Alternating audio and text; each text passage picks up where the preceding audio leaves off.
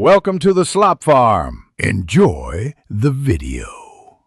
In this video, I will explain how to cook shirataki rice.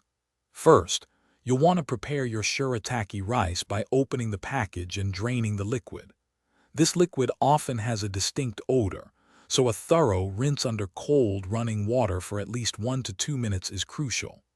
After rinsing, use a fine mesh sieve or paper towels to press out as much excess water as possible. This initial preparation is key for achieving the best texture and flavor in your final dish.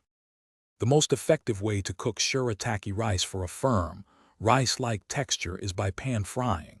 Heat a dry skillet over medium-high heat, then add the well-drained shirataki rice. Stir fry for about 5 to 10 minutes, or until you hear a squeaking sound and most of the moisture has evaporated.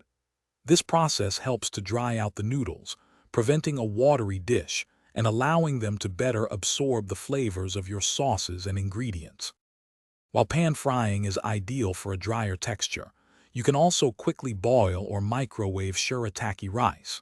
For boiling, simply immerse the rinsed rice in boiling water for 2 to 3 minutes, then drain thoroughly. Alternatively, microwave it in a bowl for 1 to 2 minutes.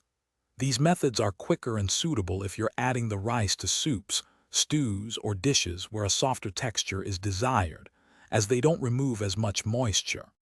Once cooked, shirataki rice is incredibly versatile.